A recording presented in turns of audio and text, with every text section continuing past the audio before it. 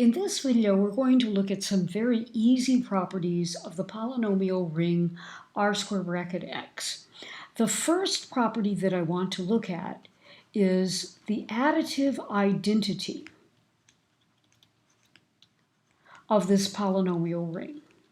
And we have discussed this in previous videos, but the additive identity of this polynomial ring is nothing more than the zero inside the base ring.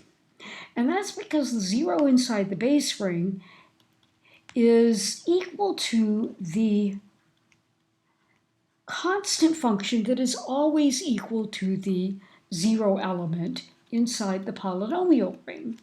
And so f of x plus p of x is just f of x plus add a bunch of zeros to each of those terms, and you get f of x. And this is true for all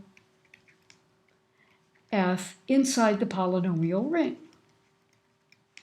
So that does mean that the zero inside the base ring is a zero element inside the polynomial ring.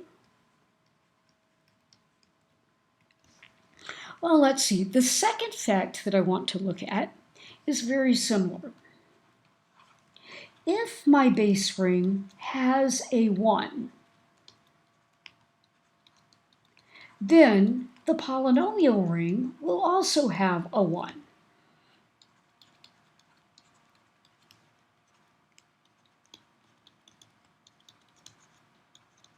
And that multiplicative identity is going to be the exact same thing.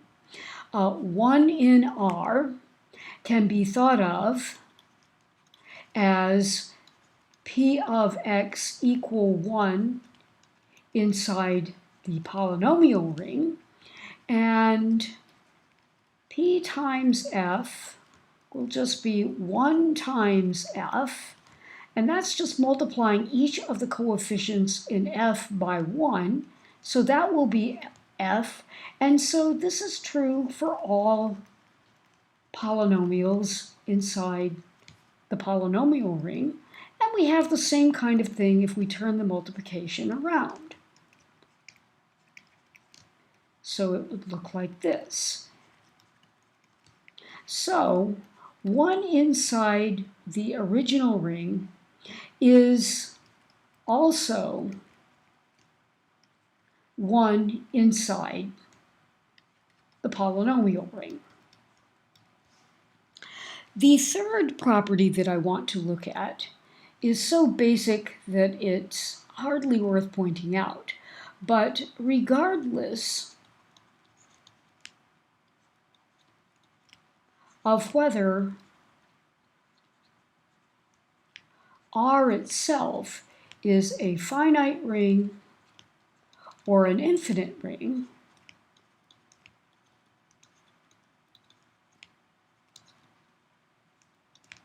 the polynomial ring over R is always an infinite ring. And the reason here is quite easy. So the proof of this fact is quite easy. The set x to the k, where k is a natural number,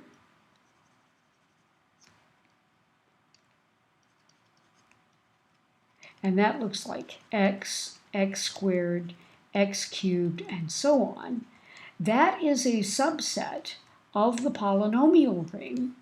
And this is an infinite subset. And the only way a set can have an infinite subset is if the set itself is infinite.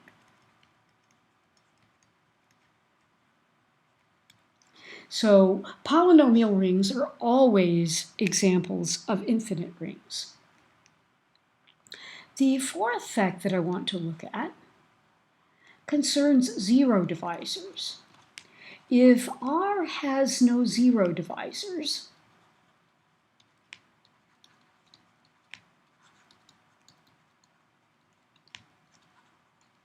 then it turns out that r square bracket x has no zero divisors.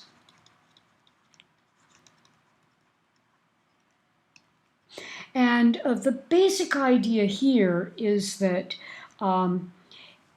is to be thinking in terms of looking at letting p of x and q of x be inside r square bracket x be non-zero polynomials.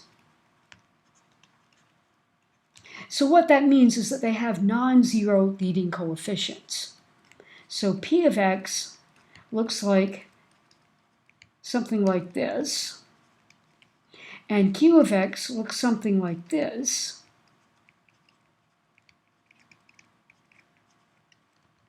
And what I know is that an is not 0, and I know that bm is not 0. And that says that an times bm cannot be 0 inside the base ring. And now look at this.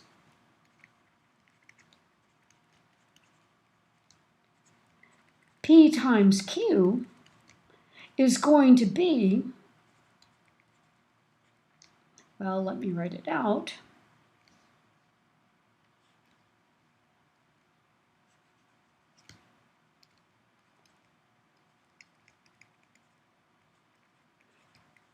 That's P, and this is Q.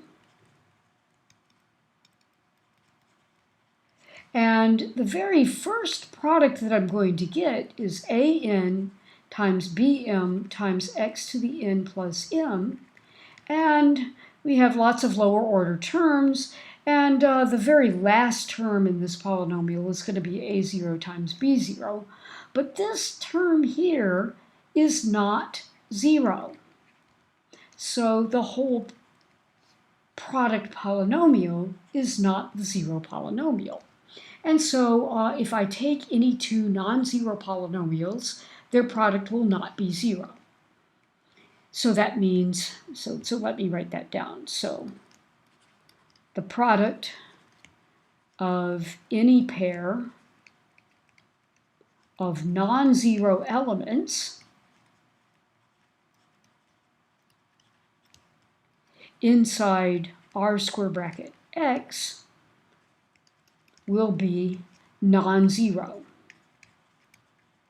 So that says r square bracket x has no zero divisors.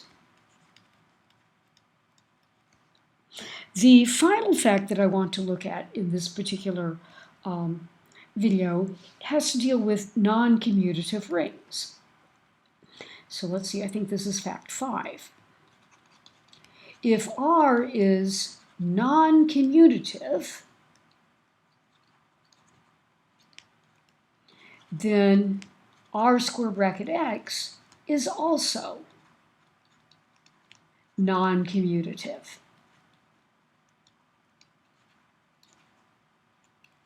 And the proof here is actually quite simple. Let's let A and B be inside R with A times B not equal to B times A.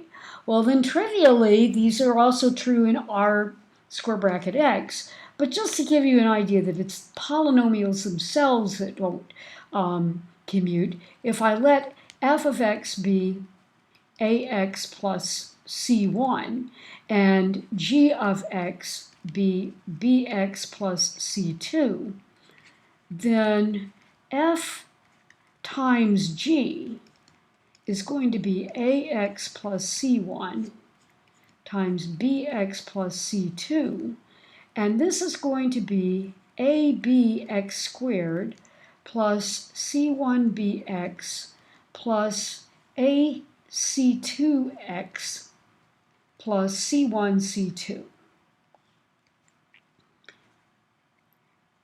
And g of x times f of x is going to have the multiplication turned in the other direction.